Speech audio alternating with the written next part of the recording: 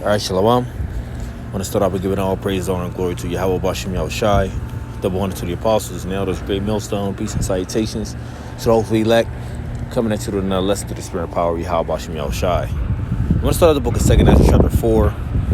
Let's read verse 37. It says, "By measure have he measured the times, and by number have he numbered the times. And he doeth not move nor stir them until the said measure be fulfilled." All right, everything is done in the time frame the Heavenly Father Yahweh has set it to be done. Everything is done in its due season, meaning everything has to run its course. All right. So when we go over the book of 2nd Ezra, chapter 6, verse 19, let's start at verse 18. It says, "And it is said, Behold, the days come that I will begin to draw nigh and to visit them that dwell upon the earth, and will begin to make inquisition of them, what they be that have hurt unjustly with their unrighteousness, and when the affliction of Zion shall be fulfilled." Okay, so let's go further down a little bit in that chapter and start at verse 7. It says, "And then answered I and said," and this is the Ezra speaking to the angel, "What shall be the parting asunder of the times? Or when shall be the end of the first and the beginning of it that followeth?" And he said unto me, the angel replying back, "From Abraham unto Isaac, when Jacob and Esau were born of him, Jacob's hand held first the heel of Esau. For Esau is the end of the world, and Jacob is the beginning of it that followeth." So, with this being stated, you should want to ask yourself, who is Esau and who is Jacob? Well, Jacob is the progenitor of the Israelites, which are your so-called Negroes, Latinos, and Native Americans. And Esau is the progenitor of the Edomites, who are the so-called white people today, right? Whoever comes from the seed of Esau, Edom, they are Edomites, whatever color they may be, right? Whatever land that they may be born in, no matter what tongue they speak. And the same with dealing with Jacob.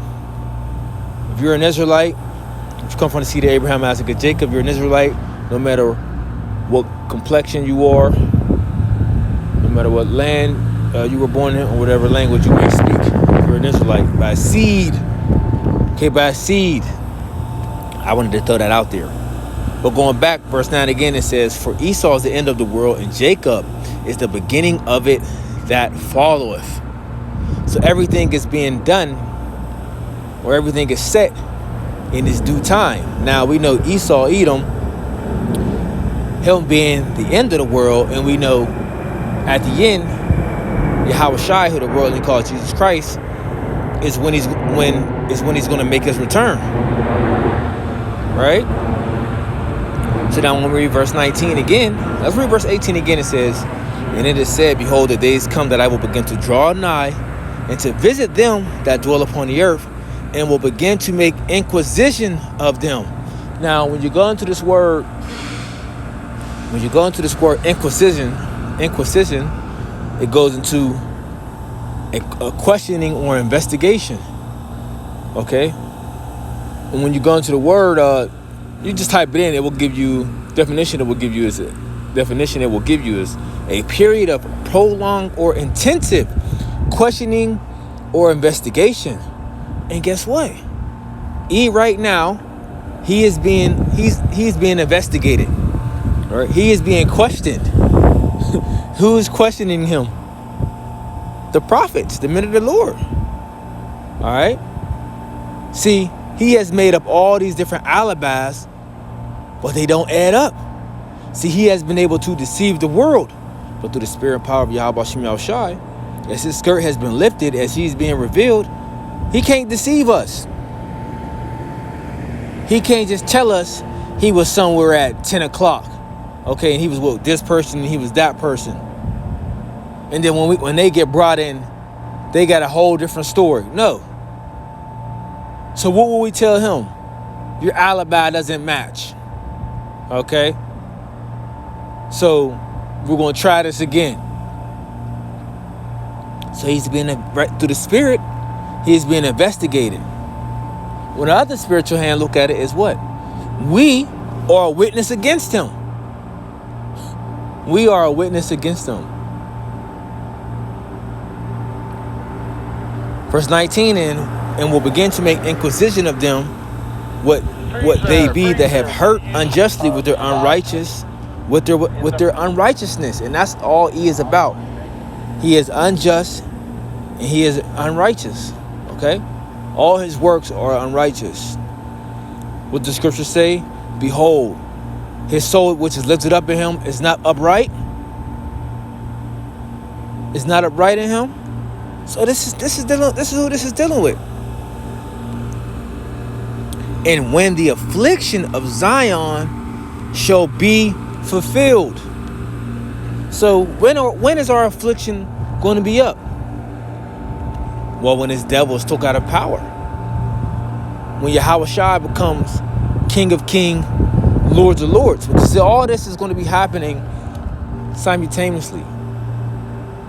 Okay? This devil getting took out of power. Yahushua becoming Kings of Kings, Lords of Lords. When we're in the kingdom, there is going to be no more affliction, no more oppression. When our bodies is changed. Right? No more, the body weighing us down. You see? Just a few things I wanted to mention. But we're not going to be afflicted anymore. When we get to the kingdom, it talks about us not being plucked out of our land. Okay?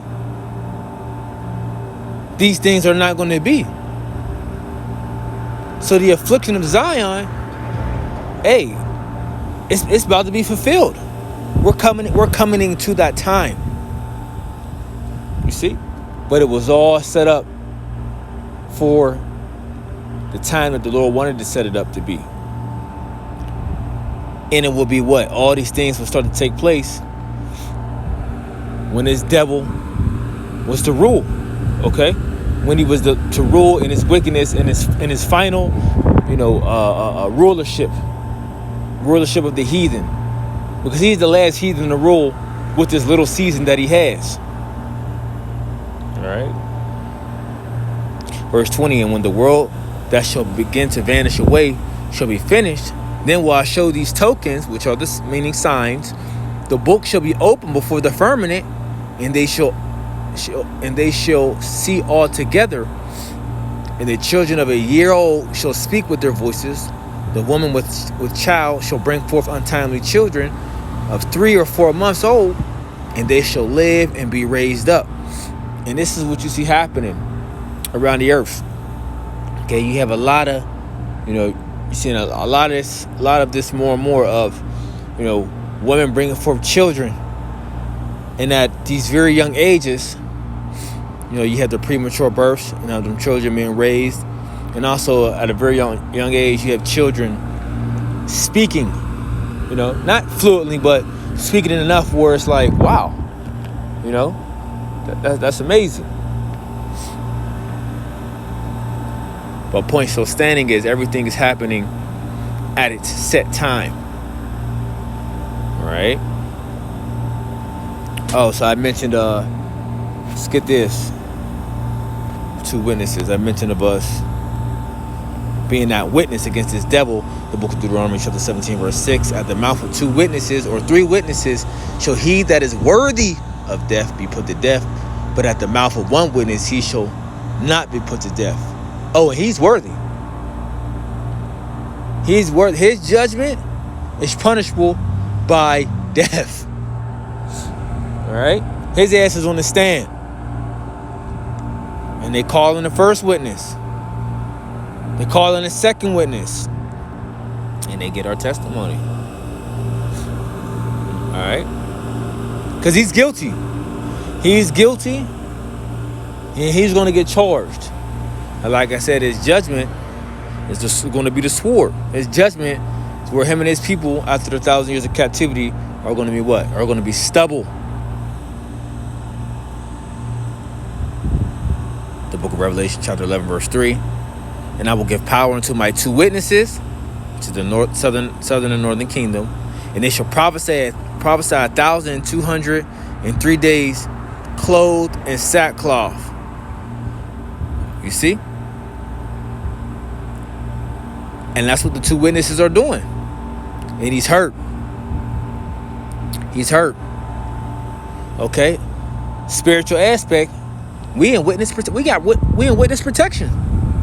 Cause why? Cause of why? We have Yahweh Bashim Yahushua on our side. We have the holy angels on our side. Right? Let's get this. Book of Psalms. Check this out. Psalms chapter 34, verse 7, it says, the angel of the Lord encampeth round about them that fear him and delivereth them. You see? So we don't have no worries. We have nothing to worry about. Like I said before, usually people that are in, a witness protection, they move a little different. They don't move as in much fear because they know that they have some sort of protection over them. And that's a carnal aspect. But a spiritual aspect, hey, we don't move in fear. We stand in boldness. We stand in a boldness. It's a lion. We stand in great boldness, okay, against this devil, and we curse his ass out to his face. Even though we are that witness against him, but we trust in Yahweh Shemel Shah and know that we will be protected.